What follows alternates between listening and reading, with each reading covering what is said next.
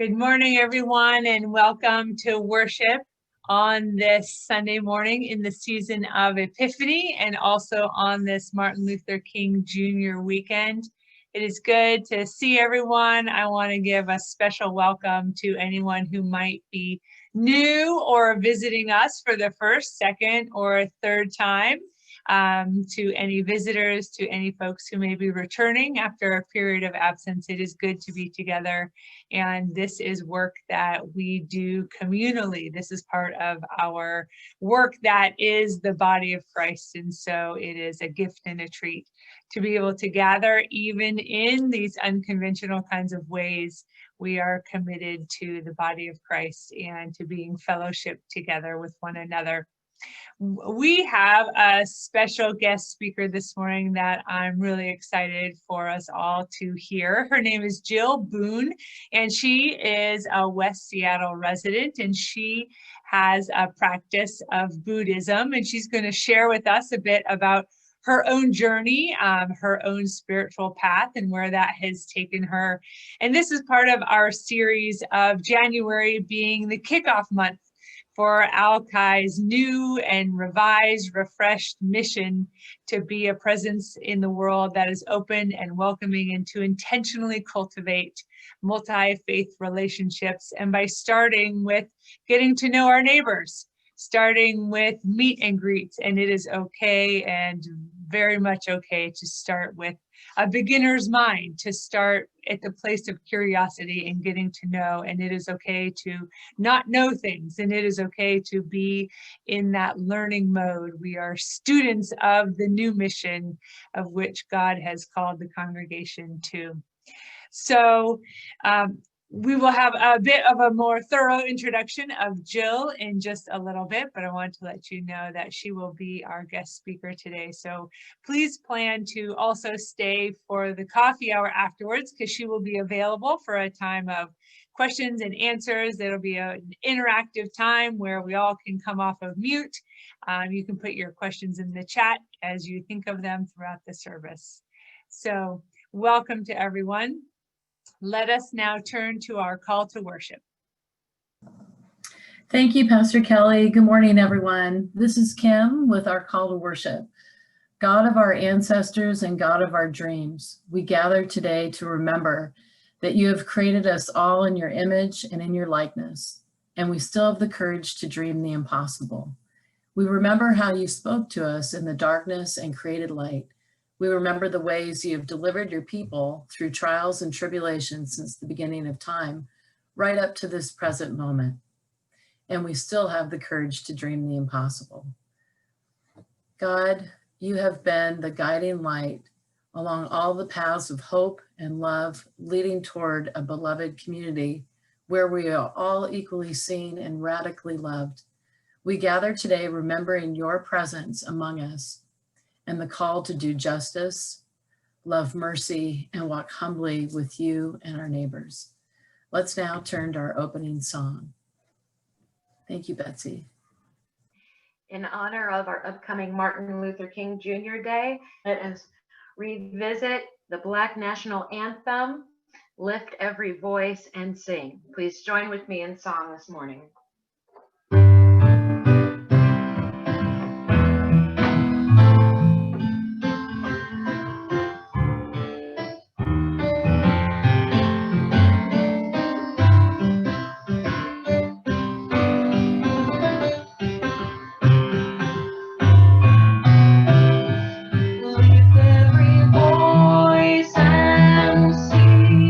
Till earth and heaven ring.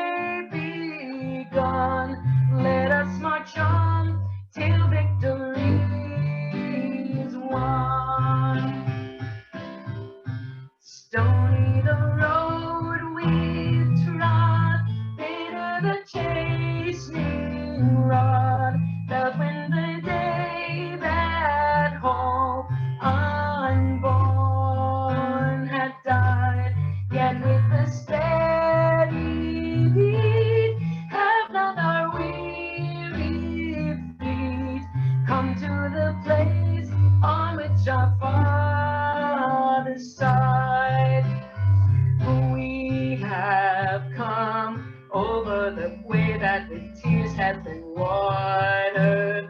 We have come, treading our path through the blood of the martyred. Out from the gloomy past, till that we stand at last, where the white gleam of our star is cast. God of our wearies, God of our silent tears, thou hast brought us thus far on the way. Thou hast by thy might led us into the light. Keep us forever in the path we tread, lest our feet stray from the places of God where we met thee, lest our hearts, drunk with the wine of the world, we forget thee. Shadowed beneath thy hand, may we forever stand, true to our God, true to our native land.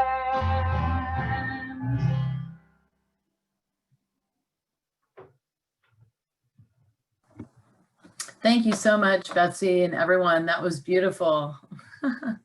I am so excited to introduce you today to Jill Boone. She's a member of our community right here in West Seattle, and she's going to share with us today her Buddhist practice and what she does in our neighborhood that we can all access. She is a Buddhist lay minister and an interfaith chaplain in training. She leads a weekly meditation, and that's online, I believe, and also a Buddhist study group as well. It's open to the community, and they meet up, they use Westside Unitarian Universalist Church when possible, but for now it is on Zoom. Jill's personal spiritual practice includes a variety of meditation teachers and retreats over the course of several decades. She's been working on this, primarily in the Pali tradition. Additionally, she has participated in the Courage and Renewal practice, which is inspired by Quaker teachings and Parker Palmer. Jill is retired from being a sustainability manager for King County government in 2015. No, not King County, for county government. Santa Clara County in California. Santa Clara, our sister county. Okay, thank you. It just said county, so want to make sure, shout out to Santa Clara. And she moved to West Seattle from California to be closer to her daughter and her grandchildren. So she's indeed part of our community here.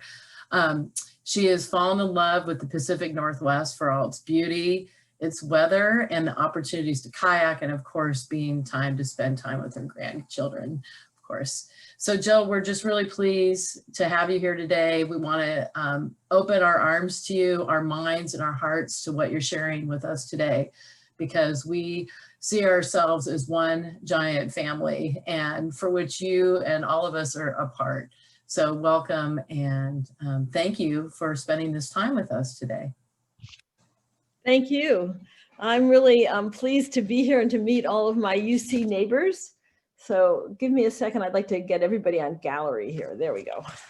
So I thought today that I would start with the story of the Buddha, and then enlarge that into kind of how Buddhism came to America and how it's reflected in our in West Seattle area, and my personal journey here, and end with a short guided meditation to give you a chance to experience part of what our practice is about, because meditation is an integral part of it. So the Buddha was born 2,500 years ago as a prince of the Shakya clan. So that's a caste of warriors and nobles. And the historians basically agree on that. But his story was never written until several generations after his death. And so the story of the Buddha has a very mythological point of view, and also a lot of symbolism has been brought into that story. So with that, I'm going to tell you briefly what that story is. So the Buddha's mother, Maya, she was the queen. She had a dream one day, and she dreamt that a white elephant came to her bearing a lotus. And a white elephant is a symbol of great purity and auspicious in ancient India. And he came up to her and circled her and then struck her with his trunk and vanished inside of her. And so when she told this dream to the king immediately called for 50 Brahmins to come to the palace and to interpret this dream for him. And when the dream was interpreted, he was told that he was going to have a son, and that son was either going to become a great world conqueror, a great king, or else he would become a great religious person, a Buddha, an awakened one. And so the king really didn't want his son to become a religious person. He wanted him to inherit the kingdom, of course. So as a child, he was not allowed to leave the grounds. He was not exposed to any kind of sickness or any kind of distress or anything that would bring up feelings of need or suffering. And that was how he was raised. So that was all hidden from him. But he grew up and he married a beautiful young woman. He had a son named Rahul. And then as he became a young prince, or a prince that was thinking of taking over the kingdom at some point, he decided he should go out and see the kingdom. And so he asked his servants to take him into town. And that is a very auspicious trip. And during that trip, it's either 1 or 4, depending on what story you hear, he saw the 4 messengers. And the 4 messengers were, the first one was an old man by the side of the road. And he questioned his servants and said, well, who is this? What is this? What's happening here? And they said, well, this is an old man, and he's just getting old, and this happens to all of us. And this really was distressful for the young prince. And they went on, and then he saw the second messenger, and the second messenger was a very sick woman. And the Buddha said, what is this? What is happening here? And he was told, this is somebody who is sick, and we all get sick eventually or at some time. And this is very common to humans. And again, the Buddha was very distressed with that. And then the third messenger was a corpse. And this really confused him. And he said, what is this? And so the servants explained to him that this was someone who was dead, and that in fact, we all died, and everyone that he knew would eventually die. And so now he was very distressed seeing all of this, and for the first time, apparently. And then the fourth messenger was a wandering ascetic mendicant, and in robes with a begging bowl. And the Buddha said, well, who is that? And the servant said, well, he is a seeker of truth. He's a holy man. And so the Buddha digested all of this, went back to the palace, and basically took leave of his family, the palace, all of his inheritance and riches, and went off to discover the truth. And so in his wandering, he he found every teacher that he could in India and studied with them until he couldn't learn anything new from them. And then eventually followed a very severe ascetic path. So he lived on 1 kernel of rice a day. And as he did this, he became skin and bones, obviously. And at that point, he was sitting under the Bodhi tree, and he fell asleep. And while he fell asleep, a young maiden left him a bowl of rice pudding. And when he woke up, he realized that he could not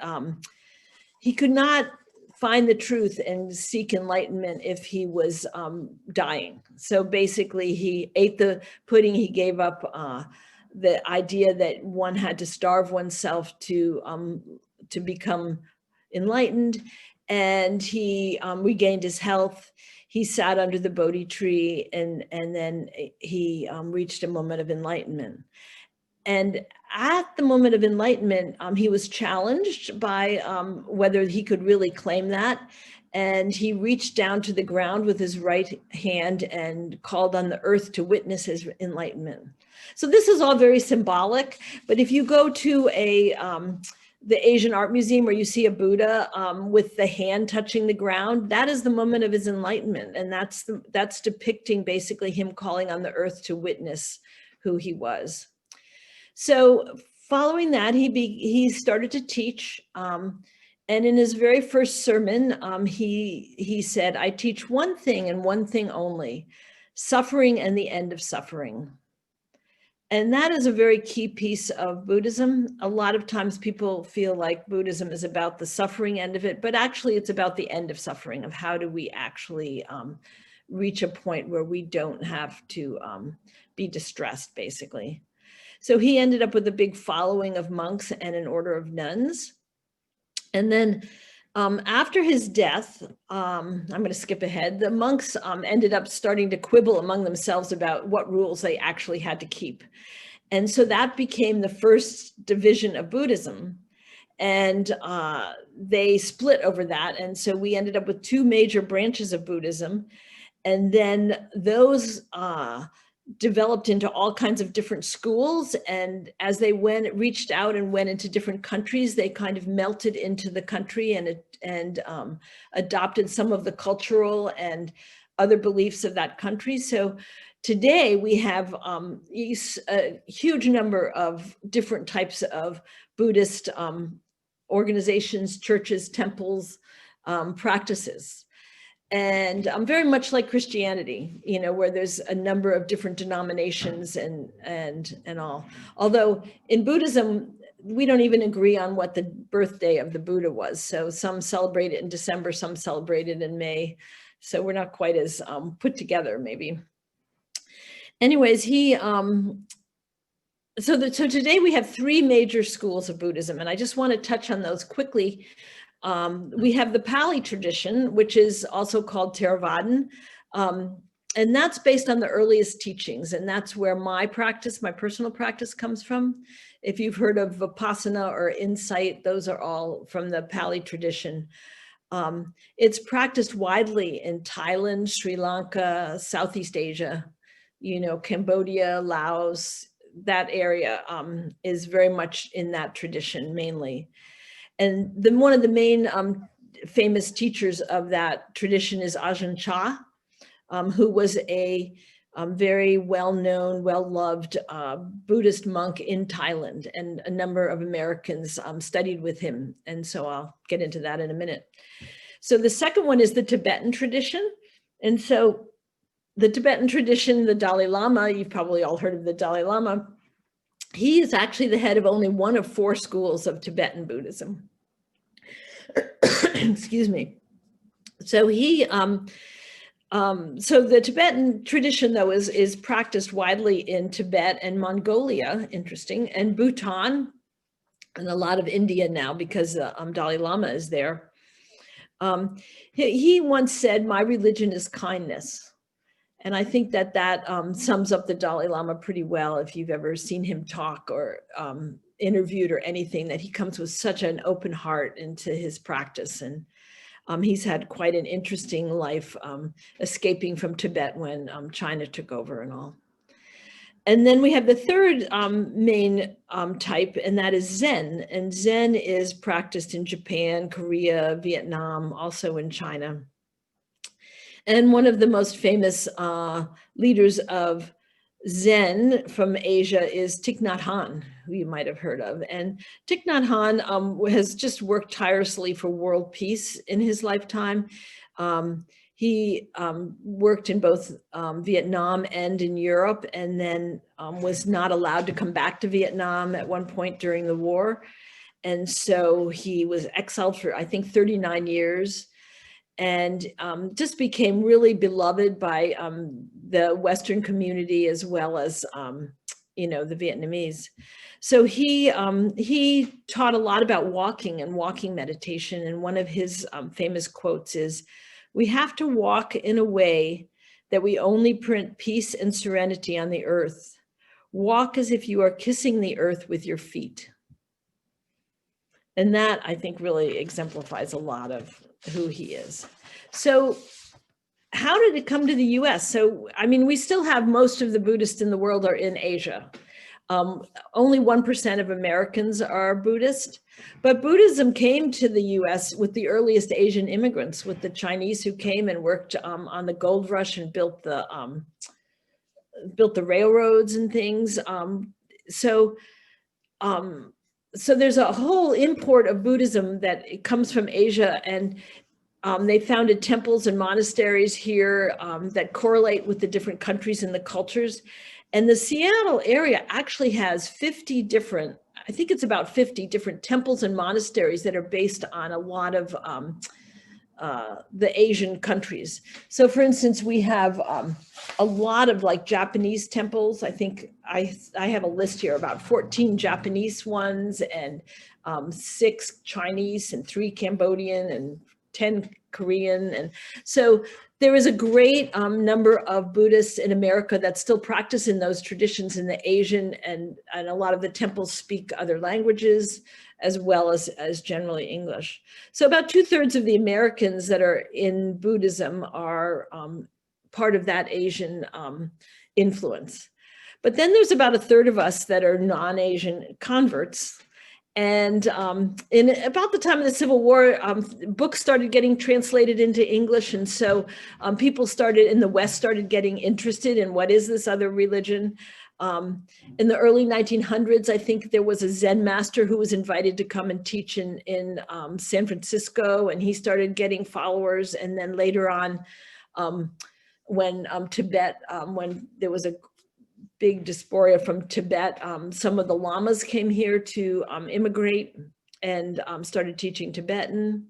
But the Pali tradition has a really different kind of history, because in the 60s, we had a wave of hippies and people maybe in the Peace Corps that ended up over there in Southeast Asia, in Burma and Thailand. And I know one of the Peace Corps people ended up staying, and then a lot of people went over there just to kind of explore India. What was this odd religion? What, they heard about it. And they ended up ordaining, many of them ordained as monks and nuns, well, not nuns, but monks at that time, or they lived in a monastery. And for some, for many years, like, 7 years, 10 years, 3 years. And then they came back in a wave and decided to start teaching in the United States. And so that's the tradition that the insight meditation practice and my personal practice has arisen from. And so they began to teach insight meditation. So we have in West Seattle quite a number of Buddhists, but it's hard to find them. So we don't have like a congregation like the way others do. And for some reason, there's no temples, there's no monasteries, there's none of the ethnic kind of variety of Buddhism in West Seattle. And my little sangha, that's what we call our congregation, my little sangha that meets in West Seattle is the only one that I have found. And I have spent years looking around for other groups. There are a couple of neighborhood groups that get together and sit, and there's one Zen group that meets also in the old Fauntleroy Church, not the church, the schoolhouse, the Fauntleroy schoolhouse. So so the thing about Buddhism is that many Buddhists are very solitary. It's not necessarily always a community. And many people who practice Buddhism also practice other religions. And so we have many who are members of churches and synagogues in this area that practice Buddhist meditation, or they might not consider themselves Buddhist, but they do a little bit and they're interested. So that's kind of the overall picture of what's here in West Seattle. And one common thread that brings all of these forms of Buddhism together is that we do our practice for the benefit of all beings, not just for ourselves. So the idea is that when we practice, it benefits more than just us. And we often share the blessings of our practice with others, because it's seen that if some of us are suffering, then we all are. So that is kind of a summation of what's happening in the area. My personal path was into, exploring meditation as just a method of kind of calming my mind and not being sad or distressed or just depressed. And my Buddhist practice grew out of that as I deepened my meditation practice, and I became more interested in some of the teachings around how to make that more successful. And then a much longer story, which I won't get into, but I became very active in the monastic community, in the fact that the Buddhist nuns were not treated equally as the Buddhist monks, and became instrumental in helping to form a monastery for nuns in California, for them to take the same level of ordination as the monks, and to receive the same benefits and support that the monks had. So I often refer to myself as a radical Buddhist feminist. But I was not much of a feminist, actually, interestingly enough, before I became aware of the inequality that existed, and not just in my tradition, but actually in all traditions. And there's been a lot of movement in the last, I would say, just even the last 10 years towards equalizing that. And there's also been quite a bit of pushback. So it's similar to other religions that fight some of the same issues for women. But in the Tibetan tradition now, the nuns are allowed to get full training and actually do the, all of the levels. And Zen has always been a little bit more egalitarian, I guess is the word. So a lot of the teachings that we cover are about being aware, being present in the moment, not reacting, not adding to the drama of the moment through our actions. These are some of the things that we work on and study in our meditation practice and then take into our lives. I think one of the most important skills that we work with is developing a moment of pause between something happening and when we act. It's like when you get cut off in traffic and you immediately want to, swear, shout, give some kind of action to that person. There's no moment in between what being cut off and our impulse to act. And so if we can develop a moment of pause there, then generally our hearts can come into our action as opposed to just our anger or our frustration or whatever. And so we work at this in our meditation of developing a moment of pause between whatever is coming up for us and where our mind goes.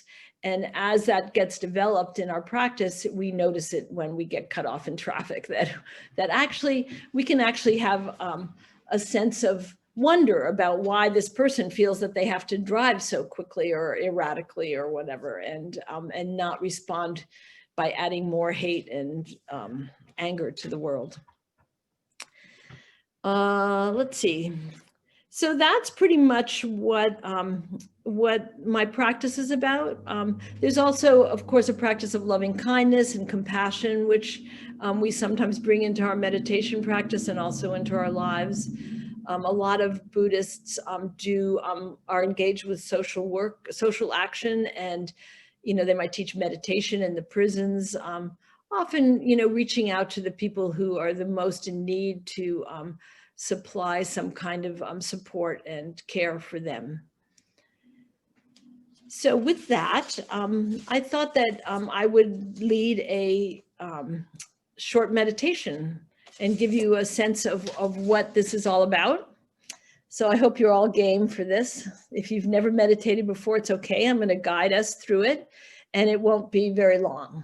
So what I would suggest is that you just sit in a position that you're very comfortable. And if you're comfortable closing your eyes, that's great. If you're not, then I recommend that you just turn slightly so that you can have a gaze at the floor, a very soft gaze at the floor, and you're not staring at the screen or staring at me. But if you can close your eyes, that's great. So sitting with your feet on the floor and just comfortably upright and closing your eyes. And then just take 3 deep breaths. And on breathing in, just noticing your connection to the earth beneath your chair or your bottom, well, where you're connecting to the physical universe. And on your exhale, just relaxing your body.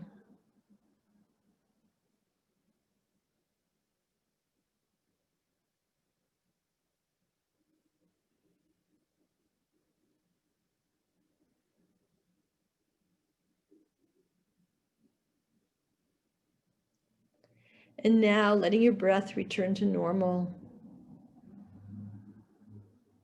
I'm going to do a quick body scan, which is just basically moving our attention through our body, helping it to relax and noticing how it's feeling and being today. So starting with the top of our head, just a light breath into the scalp and the head, just allowing it to relax on the out breath.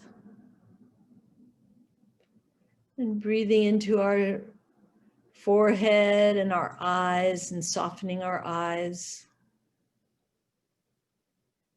and our face.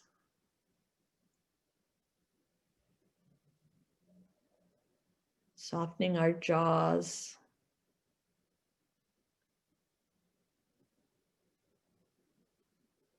And then bringing our attention to our neck. Often holds a lot of tension there, and just allowing it to relax.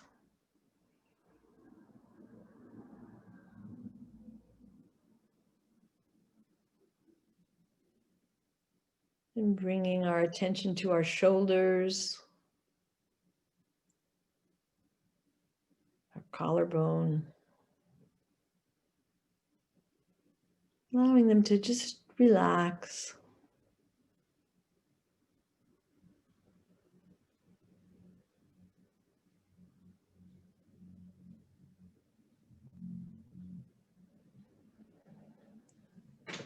And then bringing our attention down our arms. Stopping at our elbows and our wrists, just to notice how they're doing. As we breathe in, just putting our attention there, and as we breathe out, just allowing our arms to relax. Right down to the very tips of our fingers.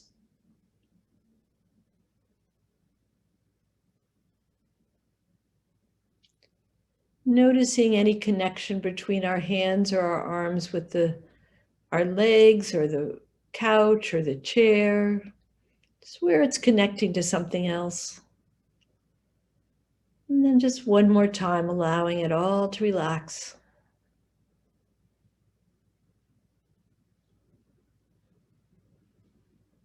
And then going back to our torso, our chest, breathing into our lungs, appreciating our lungs for their ability to breathe.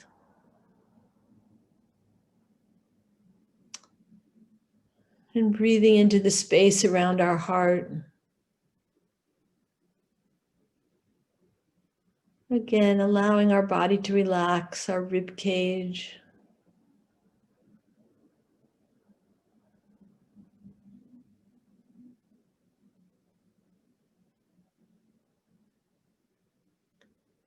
And now breathing into our bellies and all the organs that sit within our belly, our abdomen. Just breathing in, allowing everything to relax.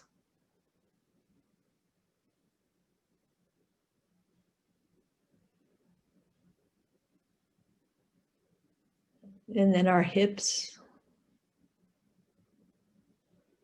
Then moving down our legs, just feeling the energy and the relaxation, allowing our knees to relax, our ankles, our feet. can wiggle your toes a little bit. Make sure you're connected down there, right down to the tips of your toes. And now taking a breath, filling our whole body, and then letting it out with one big relaxation.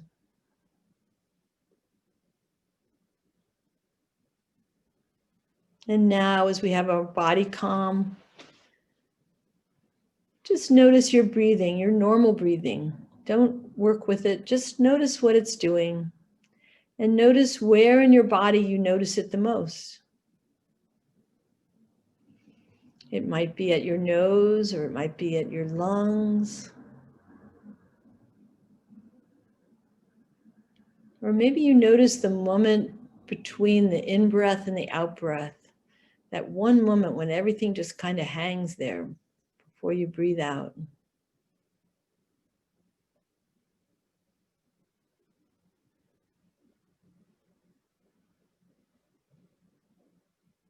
And after you notice that, just keep attention on that one place, adding a little bit of concentration. And we're going to sit in silence for 2 minutes. And as we sit in silence, you'll find that things come up. Your mind wanders. Different pains and sensations might distract you. Something might happen in your house. And as that happens, just slowly bring your mind back to either the body or the breath, knowing that the body and the breath are always in the present moment. And after 2 minutes, I will ring the bell to end our meditation.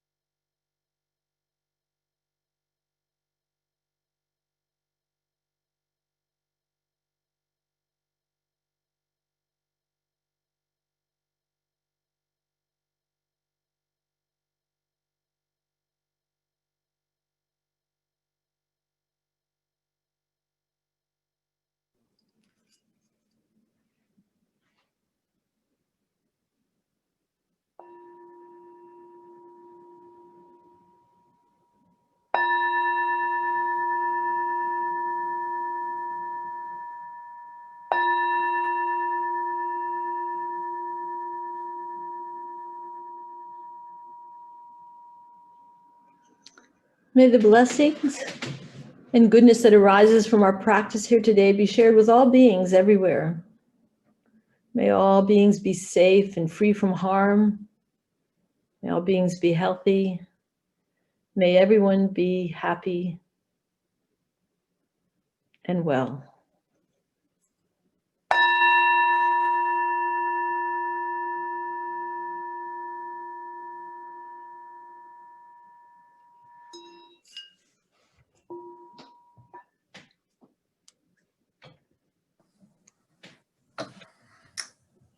Wow.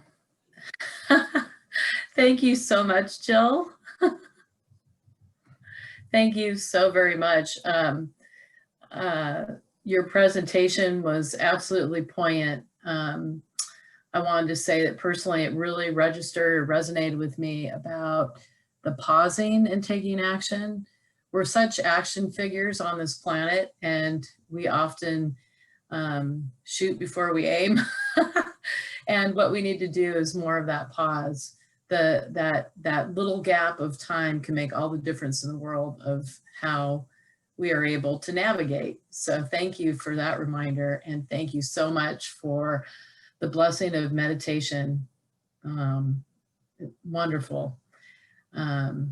So I'm going to attempt to lead us in the next section.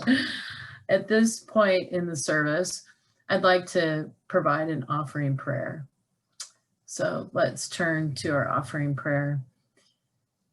Beloved children of God, too often we see the world through a lens of scarcity. We look at all the things we do not have or wish for something bigger and better. And yet our stories of faith tell us that the smallest things often become enormous when placed in God's hands. And so you are invited to bring your little and watch how God can do great things to bless our entire community. Amen. And we should have on the screen, there's a donation link for Alki UCC. What we give keeps on the lights, keeps the building secure, takes care of the grounds, but most importantly, provides the resources so that all of us can give back to our community and mission, whether that's social justice, sustainability, equity within our direct neighborhood, within our country. I ask that when you provide this donation, that is something that will be like a drop in the pond, and it creates a ripple effect that's felt positively in people's lives who need that interaction, that hope, that expression of love more than anyone. So we ask you to take a look at our link. We've got a little PayPal link on there, and you can text Alki UCC. By texting the word Alki UCC, go to 44321, and what will happen is a little donation link will pop up.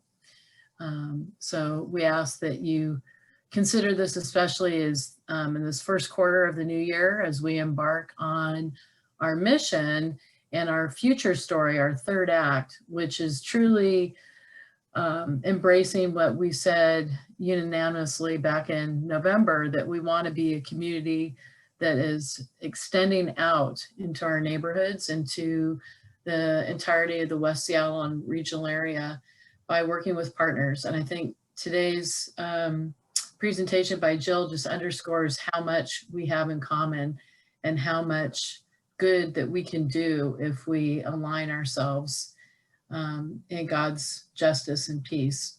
And that brings us right into our third hymn, which is a nice prelude to that. So Betsy, are you going to run that for us? I sure am, and I'm going to invite Julia Chase, if she'd like to come and give an introduction, because our third hymn is How Can I Keep From Singing? So Julia, if you'd like to jump on and give us an introduction. Sure, I will. Thank you, Betsy, for choosing this beautiful song. I love it. Briefly, I worked at the conference office for a number of years, and one of the conference ministers, David Brown, this was his favorite song, which is kind of how I got introduced to it. But anyway, rather than tell that long story, I'm just going to say a little bit of words about it that my husband wrote. Okay, it's short. I find the lyrics of the hymn, My Life Flows On in Endless Song. That's right, that's the actual title. Inspirational, especially while we are living in the midst of these somber times within the shadows of deep uncertainty. To me, these words are a call to dispel the veil of darkness and witness the reality of the Spirit. I lift my eyes, the cloud grows thin, I see the blue above it. The music that these words accompany contributes mightily to the contagious feeling of lightness and joy. So I put that link in because that's the New York Virtual Choir. There's like 100 voices singing it. It's absolutely beautiful. So cut and paste that for later. And Betsy, I know you choose hymns that go with the service. So I was curious why you chose it. Well, I am meeting with the choir after this. We're having a workshop, and I'm going to be delving into the purpose of singing through these different traditions. And singing and chanting is such a huge part of the Buddhist tradition. Oh. And so in looking for some songs that have a united purpose, and I thought that singing is something that we all do and hold important to us. And that in times of in fear and trembling, we have this place that we can go to, and that's in song. Oh, that's beautiful. Thank you. Yeah. Thank you. Well, thank you so much, Julia and Joe. And now if I don't have the verse about the verse that you quoted, so sorry about that. There's many verses to some of these hymns, but if you all join with me in singing, my life flows on an endless song. How can I keep from singing?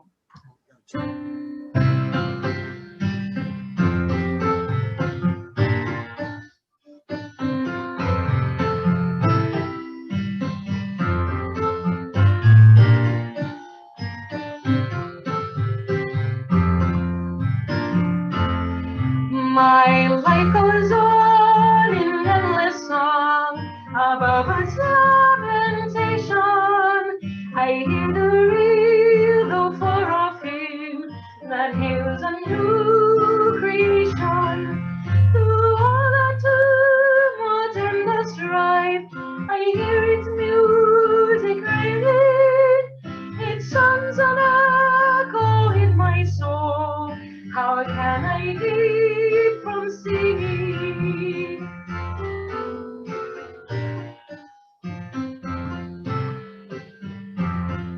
While though the tempest loudly roars, I hear the truth it liveth, and though the darkness round me close, songs in the night it giveth.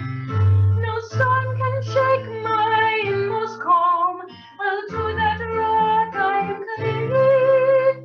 Since love is Lord of heaven and earth, how can I keep from singing? No storm can shake my inmost calm, while to that rock I am clinging. Since love is Lord of heaven and earth, how can I keep from singing? How can I keep from singing and singing?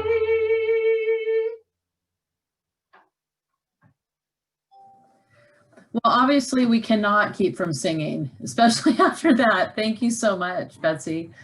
And thank you so much, Julia, for sharing the lyrics and the link too. That's fantastic. So we should each capture that before we go offline here.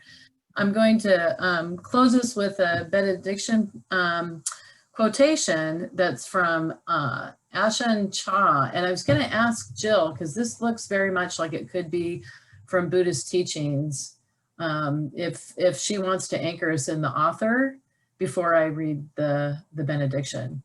Jill, are you there? I'm here. I'm not sure what your question is. Okay, my benediction has a quote that looks Buddhist, and the It is. Is it? Do you want? It's Ajahn Chah, who I mentioned is, yeah, he's one of the he's the Thai monk that I mentioned in my talk. Right. Gotcha. Okay, so this is what he shared. This is really powerful. Do everything with a mind that lets go. Don't accept praise or blame or anything else. If you let go a little, you will have a little peace. If you let go a lot, you will have a lot of peace. If you let go completely, you will have complete peace. I love it. I love it. It's completely counterintuitive, but it is absolutely true. So thank you for that so much. So what we're going to do now is we're going to have just a quick moment where Betsy will play the postlude music for us and come back in just a couple of minutes, grab a tea, a coffee, whatever snack, And we're going to enjoy some time with Jill, open-ended, during the coffee session so that we can ask her questions. And she's our neighbor and she's our new friend. So, so please do come back. We'll take a couple minutes, and thank you, Betsy, for our music. This last little postlude I've got for you is called the Peace Prayer Mandala. It's got several voices layered over it, and these voices continue to chant these lines on and on as they get into a meditative state. This is something that I'm going to be doing with the choir today in our choir workshop. But as I'm just one person, I'll just sing several of the lines, and you can imagine the voices floating together. Yeah, that sounds wonderful. Om Mani Padma Hum, Om Mani Padme Hum, Om Mani Padme Hum, Om Mani Padme Hum. Come, Holy Spirit, fill our hearts. Shanti, Shanti. Come, Holy Spirit, fill our hearts. Om Mani Padme Hum, Om Mani Padme Hum. Mother of all, please heal this world. Mother of all, please heal this world. Shanti, Shanti. Om Mani Padme